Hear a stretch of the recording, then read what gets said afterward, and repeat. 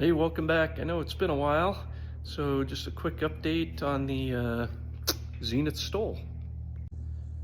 Haven't done much with the front end and engine, but the big news is the wings are on. So I had a bunch of people out to help mount the wings initially, and I've just been working on struts and jury struts. So I've got all those built.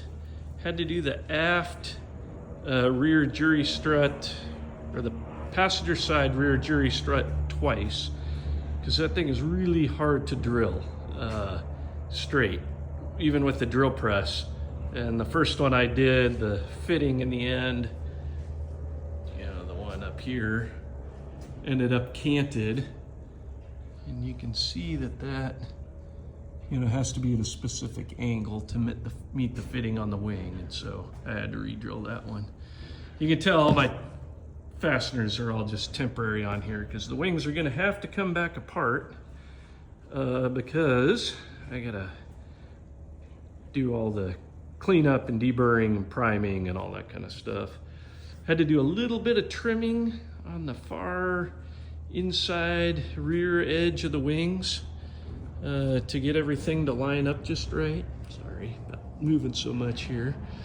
And so back in here I had to do a bunch of trimming. So I got to clean all that up because it's still kind of jagged. I was in a hurry because I had a bunch of people out to help me do the wings. So let's see.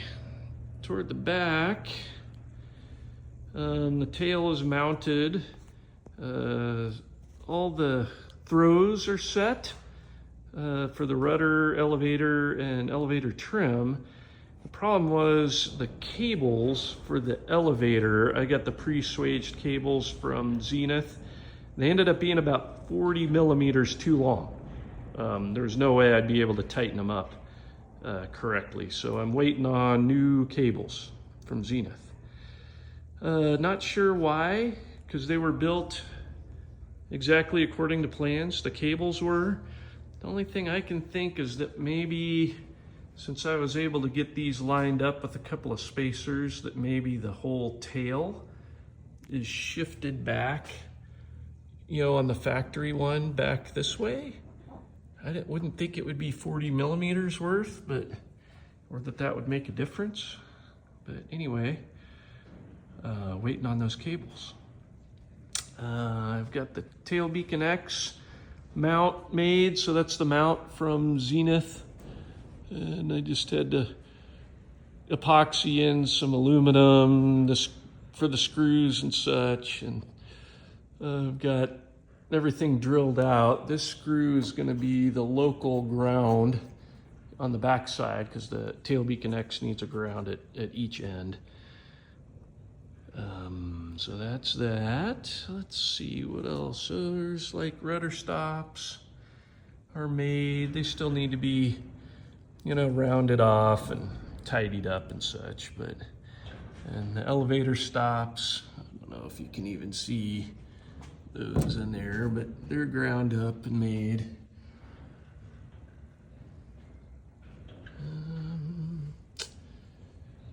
So the wings is the biggest thing. It took a little bit to get it level in the hangar. So I had to raise both of the rear tires a bit and then deflate the right one quite a bit to make it level forward, aft, left, and right, just the way the hangar is slanted a little bit. And then I just messed with the pressure on the nose wheel, but made the cage level across left to right and front to back before we mounted the wings. And then have these little 3D printed plastic things there to measure the dihedral. They're 85 millimeters plus or minus 5. So right in the center is 85 millimeters where they ended up. And then that string, runs all the way, directly across from wingtip to wingtip. It changes a little bit as the temperatures changed. And then let's see, last thing, I've been working on the slats. So I've got the, I was able to put the tips on and I was able to mount the slats so that I could, squeeze them together and, drill for where they overlap. So that's done. I just need to prime them and then rivet them together before they go on. So I think the next stop is going to be pulling the wings back off, getting all that stuff, primed, getting the holes drilled for where I'm going to run the fuel lines and the air lines that go out to the pitot and such like that, to where they're going to enter the cabin. And then I can permanently mount the wings. Finish up the last little bit of wiring so I can finish up the glare shield.